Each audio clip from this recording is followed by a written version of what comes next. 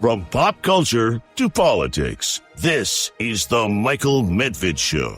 And another great day in this greatest nation on God's green earth, a great day to take a look at traps, political traps, and how you avoid them and how you escape them if necessary. There are a whole series of issues like that. Are we trapped in thinking from the time of the great pandemic, the COVID-19 pandemic? Are we all living that again and again and again and repeating it? Is that why we have this focus on Dr. Fauci right now? We will be talking about that with nationally syndicated columnist Megan McArdle. We will also be looking at, and I'm sure in the days ahead, we'll be looking at extensively a new assignment for the House Ethics Committee. The House Ethics Committee announced just today, just hours ago, that it will investigate Representative Max Miller shortly after the Ohio Republican called on the panel. He wanted the ethics panel to probe him, to probe allegations of domestic abuse of his ex-wife and his 2-year-old daughter. These charges have been made by his ex-wife in an attempt. Now he wants the ethics committee to look at it to clear his name. Look, he's in the midst of a heated campaign for re-election, so maybe that makes sense. He says, Max Miller, in light of all the renewed interest in my family affairs, I am going to file my own paperwork for an ethics investigation into myself to clear my name from these horrific attacks on myself and family. The Ohio Republican wrote that in an X post. I have absolutely nothing to hide. Well, we will probably see to what extent that is true. When you talk about being caught in a trap where you are repeating things again and again, there's also this story breaking on Mediaite. President Trump has called for a do-over on one of his innumerable White House renovations, this time allegedly forcing contractors to tear up several weeks of work on the brand spanking new presidential helipad. This is a new pad that is supposed to be set up so the president has fewer steps to walk to get into the presidential helipad. I think it's called Marine One. The president has apparently been frustrated with the appearance of the helipad on the South Lawn and the slope of the ground where it is being built. This, according to the Washington Post. While he originally sought to have the work complete by September, when there's going to be a big visit by the Chinese President Xi Jinping, the contractors have now undone their efforts and are thinking of changing the South Lawn itself. That, according to the Washington Post. And then when you talk about Trump traps and being trapped in the same sequence of events, there's a column by Gerard Baker at the Wall Street Journal, The Way Out of Trump's Iran Trap. And what he writes is, most Americans thought from the start that the Iran war was a mistake. Now, 5 months later, they can say it is not just a mistake, it is a fiasco. It has not only failed to achieve any of its principal objectives, it has weakened America's strategic position, enhanced Iran's regional and economic power, drastically depleted our weapon stocks, weakened our economy, and dealt a heavy blow to our prestige and global leadership. The initial temptation is to say that how it ends is less important than that it ends. that when you're in the middle of an unfolding calamity, getting out is your only priority. But just as you can blunder into a war, you can blunder out of one. Ask Joe Biden, for whom the overriding objective of getting out of Afghanistan led to a disastrous withdrawal 5 years ago this month, and continuing damage since then. But we know, too, that to double down is to fall prey to the time-worn seduction of the sunk cost fallacy. We've invested so much in this effort that to abandon it now would be even worse. In war, this fallacy is especially tragically persuasive. The sunk costs in this case are the lives of men and women. Who wants to tell those families that they died for a mistake? This weekend, Mr. Trump announced again that he was calling off a planned escalation because Iran had agreed again to a deal that would open the Strait of Hormuz. Estimates vary, but it seems the president has backed off escalatory strikes half a dozen times now and claimed the war was over more than 30 times. That is only a fraction of the heap of self-deception that we've amassed over these past 5 months. Among other things, we have been able and to be told that new leaders in Iran are reasonable and desperately want a deal. But at the same time, we're told they are scum and can't be trusted. We've been told the U.S. would charge a toll for shipping in the strait, and then told we wouldn't. Allies have been told they weren't needed at all, and then attacked for failing to help out. To be fair to Mr. Trump, writes Gerard Baker, to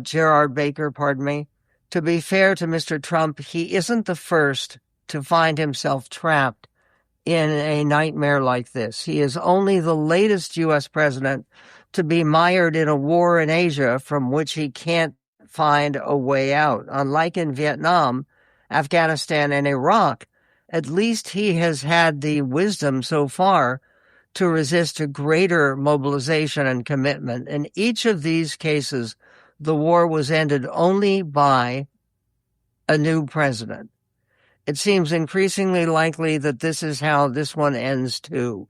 Sometime after January 20th, 2029, despite the grand claims made for Mr. Trump's decision to go to war, the struggle we find ourselves in with Iran over its nuclear program, its stranglehold on the world shipping, its ambitions for regional hegemony, that won't be resolved by this president. How do you end a fiasco? You leave it to the next guy. And that seems to be fairly likely in this situation. Of course, who will that next guy be? Will it be Gavin Newsom? Well, he has a problem in California, which is he is opposing most of his fellow Democrats when it comes to this billionaires tax, which is supposed to solve lots and lots of California problems. It'll create worse problems, of course. We will get to that and more, all coming up on the Medved Show.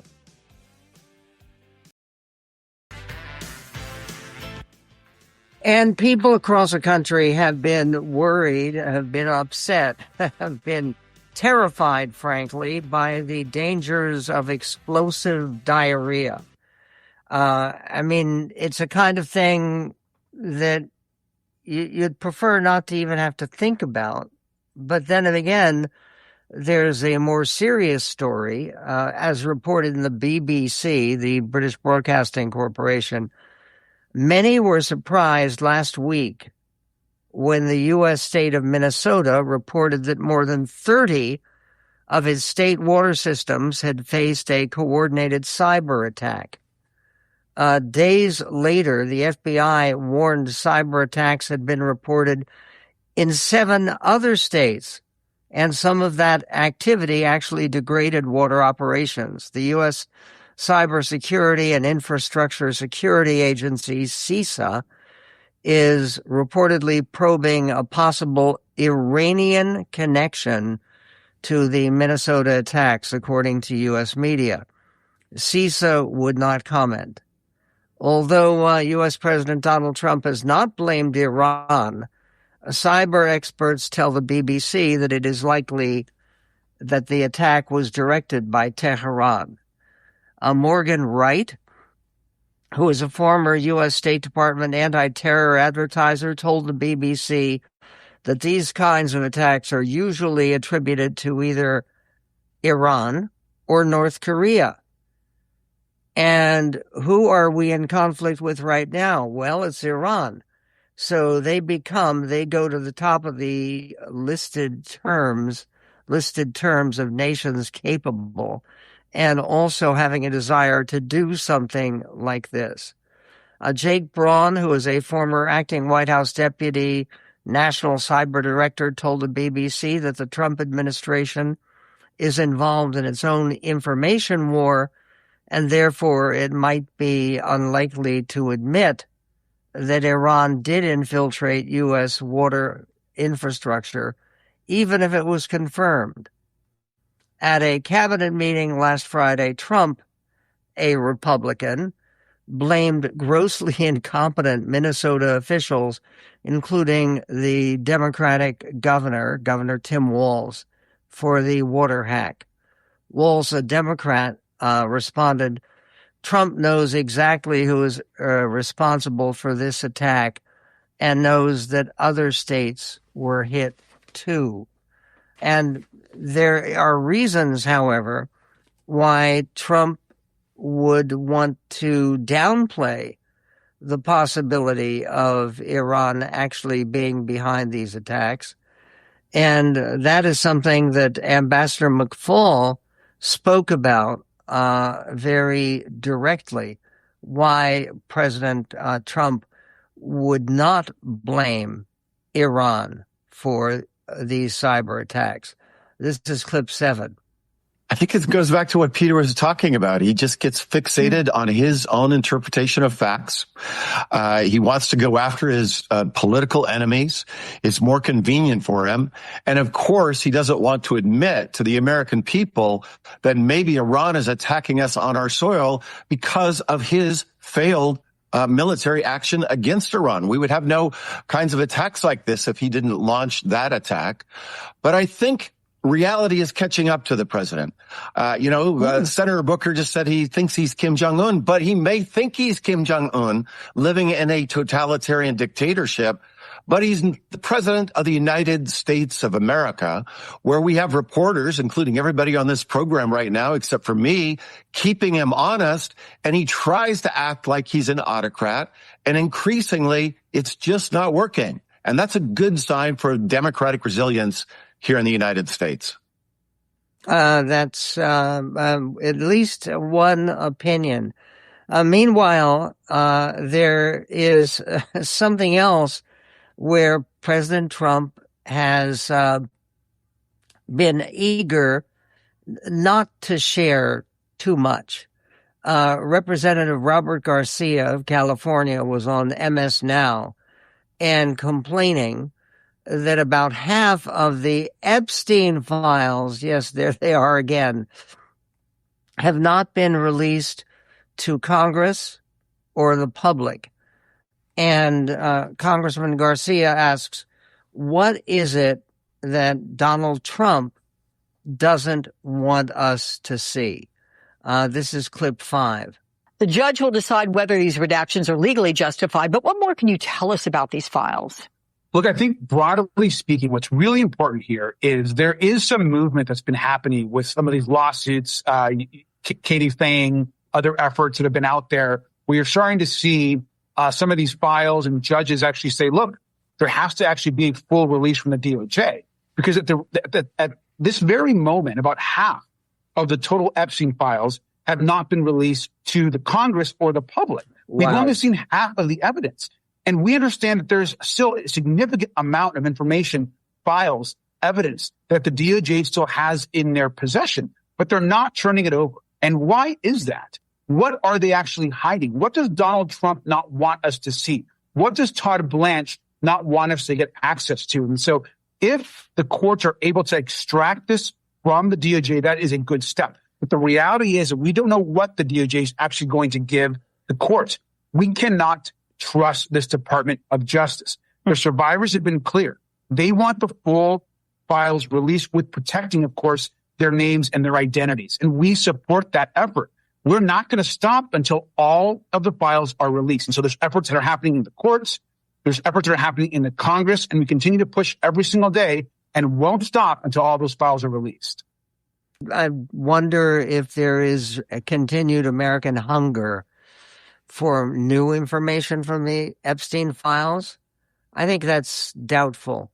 There is something that is surprising, and the Washington Post is reporting that Laura Loomer, the very controversial but very influential pro-Trump blogger, arrived in Kyiv on July 19th with only a few meetings lined up, and in her telling, no agenda other than seeing the war-torn country for herself. 10 days later, she returned to Florida as one of MAGA's most prominent advocates for Ukraine. Along the way, a person who not long ago was a sharp critic of Kyiv made international headlines as she interviewed Ukrainian President Volodymyr Zelensky and a frontline commander and tried to persuade Special Envoy Steve Witkoff, who works for President Trump, to make his first trip to Kyiv. She challenged her MAGA compatriots to re-examine the conflict and America's role in the world. I feel like I've changed global policy, Loomer said in a phone interview. We'll get to more on that and to more on the end of the Dr. Fauci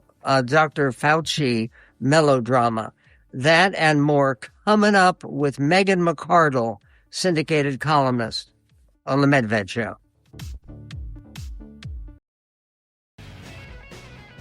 On the Michael Medved Show, Laura Loomer has been such a true believer of the whole MAGA movement. And one of the things that President Trump has been stubborn about, I mean, very stubborn, is not wanting to clearly affiliate or associate the United States with the cause of Ukraine's survival.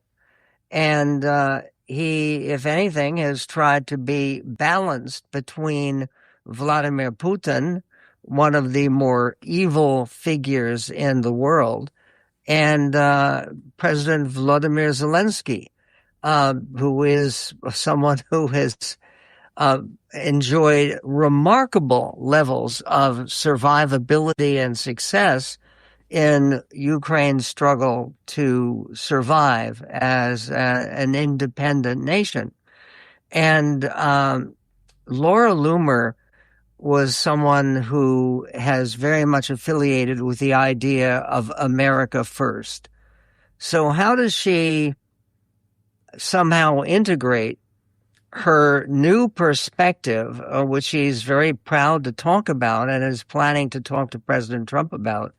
How does she incorporate that new perspective with her previous commitment to America first? Loomer told the Washington Post that she expects to visit the White House this month, in August, to discuss her trip to Ukraine, among other subjects, with President Donald Trump, who promoted her interview with Zelensky online.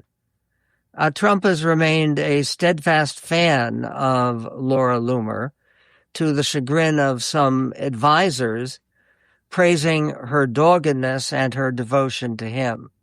Trump, too, they report in the Washington Post, Trump, too, has been somewhat more supportive of Ukraine of late, declaring at a NATO summit in July that he was comfortable with Kyiv striking inside Russia and opening the door to letting Ukraine license U.S. missile defense technology. He has also been warmer towards Zelensky, whom he once ejected from the White House, if you will remember that. In recent months, as Kyiv has resisted Russian battlefield advances and menaced the Kremlin deep into its territory. Following his own meeting with Zelensky on Tuesday, Trump said he wants him to end the war and stop short of taking sides between him and Russian President Vladimir Putin. It's very simple. I get along with both of them, he said. I get along with President Putin. I get along with President Zelensky. See, this is one of the things that I think history will be harsh toward Donald Trump about. This struggle is not about getting along with President Putin. It's not about getting along with President Zelensky. It's about life and death. It's about an evil imperialist tyranny versus a struggling effort to build a viable democratic nation, which is what is going on in Ukraine. Loomer said she hopes to convince Americans and Trump himself that Russia is the problem. Thank you. After years of assailing Zelensky and opposing American support for Ukraine, Loomer returned from the country a full-throated evangelist for a strategic alliance, tying its resistance to Russia with Trump's ongoing war in Iran. Russia is anti-American, and their values are not our values, she said. And they want multipolarity, which means the end of American supremacy, which is not good for America. So said Laura Loomer in an interview, echoing points long made by more hawkish politicians in both parties who have argued for strong international alliances and resistance to the Kremlin. If I were president, she said, the U.S. would find a way for the president of Russia to have a lethal and sudden heart attack. Yeah, she said that. She is not president of the United States, nor is she likely to be. She was publicly criticizing Zelensky as recently as last September, the Washington Post reports. She said at that time, she posted to X after she met with Syrian President Ahmed al-Shara at the United Nations. She said, Ukraine is a country full of Nazi apologists, and now it's clearly a country led by a jihadi apologist. Loomer's attention-grabbing public conversion came days after Kyiv lost its most prominent advocate in Trump's close inner circle, Senator Lindsey Graham, who died of an aortic dissection on July 11th, the day after meeting with Zelensky in Ukraine. Her stunning reversal marked a victory for Ukrainian efforts to court American conservatives, countering years-long outreach by the Kremlin that has sidelined many of the party's Reagan-era Russia hawks. A year ago, Zelensky and Olha Stefanishyna, now his outgoing ambassador in Washington, devised a strategy to reach MAGA influencers, even if they were Ukraine skeptics at one point, she said. Loomer and some Americans, she said that some American donors who she declined to identify helped to cover the security costs of her trip, but she received no foreign money. In other words, she was not paid to have this reawakening and this reconsideration after her trip to Ukraine. Loomer said some American donors whom she helped to identify. Loomer crowdfunds her work, earns income from her online shows, and also sells opposition research and vetting services. And she says Russia is running a foreign influence operation on social media to sow chaos and division in American politics and to radicalize people, specifically right-wingers, Loomer said. There's a lot of conservatives who have been totally radicalized and brainwashed by Russian propaganda. In the conversation with Zelensky, she worked to get him to improve his messaging to Americans, especially on issues around neo-Nazism that Russia has promoted. In June, Candace Owens and other right-wing internet personalities traveled to Russia for an annual conference that Putin had long promoted as his country's version of Davos. This is no longer for Laura Loomer. But we have the continuing melodrama of Anthony Fauci. Is this appropriate? Is it constructive? Is it valuable in any way? We'll be speaking about that with Megan McArdle, syndicated columnist, coming up on The Medved Show. The Michael Medved Show. Listen. Nationwide. Listen. And around the world at michaelmedved.com. And listen. And it's a great pleasure to welcome back to our show Megan McArdle, who is a Washington Post columnist and the author of the best-selling book, The Upside of Down, Why Failing Well is the Key to Success. One of her most recent columns is entitled The Fauci Diary Release Keeps Washington Trapped in a COVID Blame Game. And this actually, Megan, reminded me of a question posed by another columnist, Rick Newman, who wrote under the heading, COVID Forever. Are you still stuck on COVID? Some members of Congress are, roughly 5 years after the nation emerged from the pandemic, hoping to forget all about it. Is this the fixation on Dr. Fauci, where there will be a committee vote for Thursday on whether or not he is guilty of contempt of Congress? Is this a kind of a COVID trap that we're all falling back into? I don't know that we're all falling back into it, but I think there are a lot of people who are stuck on the things that happened 5 years ago, 8 years ago, with the Great Awakening as well, with the cancel culture and all of those things. And look, I don't blame those people for being mad. There was a lot of damage done by both sides during that period. People who lost jobs, people who lost businesses or felt their businesses were hurt by lockdowns, kids that suffered learning loss. I mean, the list goes on. A friend of mine whose son needed speech therapy and had to have it with a mask, which is not very useful. And so I don't blame them for the anger. But I think that the anger on one side and then the unwillingness to confront it at all, you have that group of people who are really angry. And then you have the people who seem to have just hoped.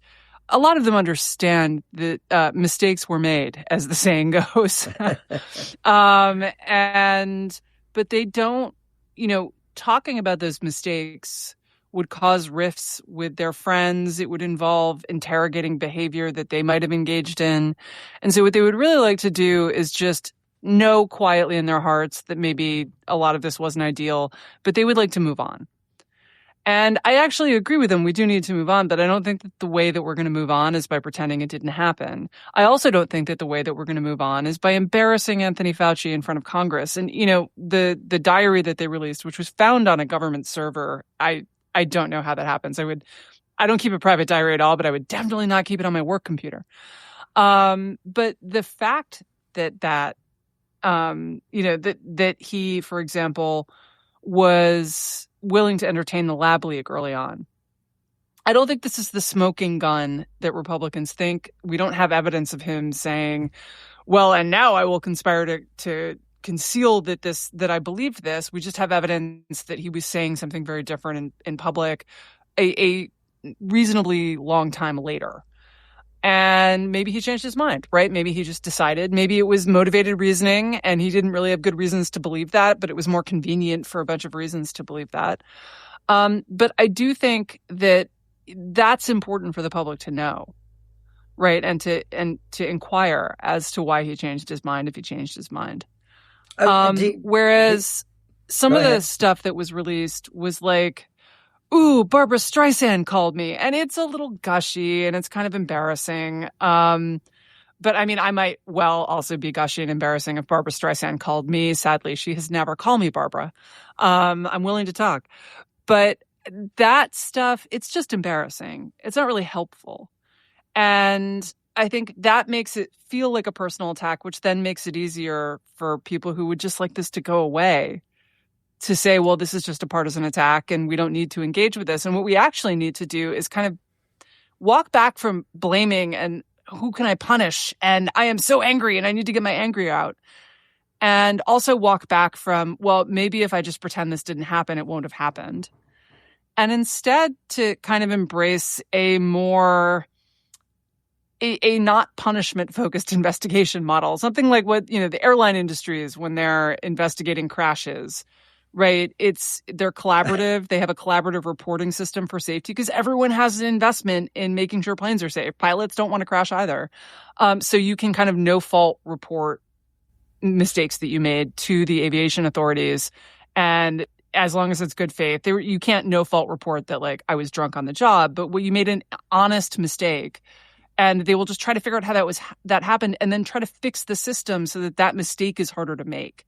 And it would be really good if we took that approach to this of like, look, this was 5 years ago. It was an unprecedented situation. Lots of people panicked. There was a lot of stuff going on. We're not going to try to punish people. What we're going to try to do is figure out why the system failed. Because, you can say, well, it was bad people doing bad things, which is, I think, what a lot of conservatives think. But if the system allows bad people to do bad things, for one thing, then it's a bad system and it needs to be fixed. And the best source of information on fixing it, on how this went wrong, is those people. And if you make it clear that like the axe is going to fall on anyone who admits to having done anything wrong, or if you can find anything wrong, those people are very rationally going to do what Fauci did and clam up. He took the fifth like 100 times in that hearing. Right. And that's what you're going to get. He wouldn't answer what color tie he was wearing.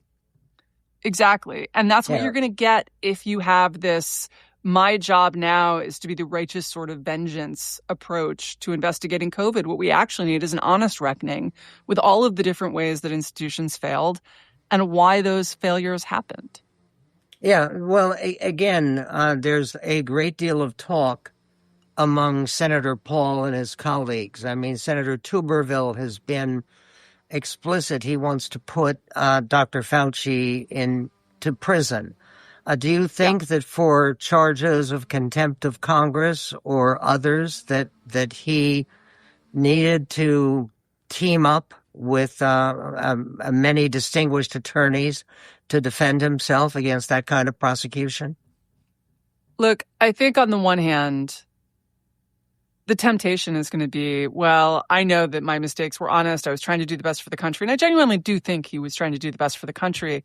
I wish he had not thought that doing the best for the country was kind of trying to play n-dimensional chess and kind of manipulate people into doing what he thought was the right thing. And the mass guidance is the clearest example of that, I think.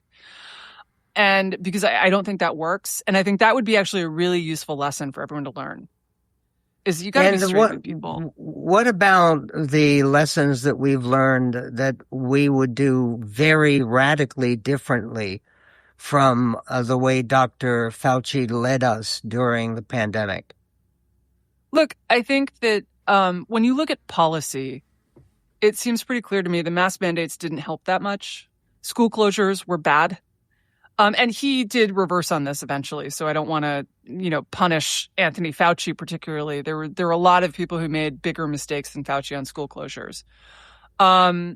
But school closures were a bad idea. I'll forgive anything that happened in the first 6 weeks of the pandemic. We didn't know anything. We didn't know if it killed kids, right? But at the point where it starts to become clear, like, no, kids are the least vulnerable to this and they need to be in school. Europe went back to school. And some American school districts went back to school. But a lot of school districts didn't. And why that happened, that's a really valuable lesson, is how do we think about this? How did we think about, I think people weren't attentive enough to airborne possibilities versus droplet, which is why they thought masks would work and why they don't appear to have worked very well, if they worked at all. But I also think that there's broader questions. In some ways, science was performing incredibly. Like, I watched all of this online collaboration that was happening in real time. They were figuring out ways to share information faster than ever. Everyone is pitching in. When I talk to people about Operation Warp Speed and developing the vaccines, they will say, these researchers, sure, money, fine, but what they were really excited about was saving humanity. And they were so passionate about doing this. And they succeeded. I mean, the point about Operation Warp Speed is it's probably the one undeniable accomplishment you can attribute to Donald Trump. But how can you give Donald Trump all credit without giving some credit, a little bit maybe, to Dr. Fauci? Megan McArdle, your clip is posted up at our website at michaelmedved.com. Thank you for joining us, and thank you for your balance and enlightenment in this dramatic moment for our nation and for our Congress, as a matter of fact. Tomorrow, we're going to be joined by Peter Baker of the New York Times, talking about the latest attempt to get a deal by President Trump and the administration.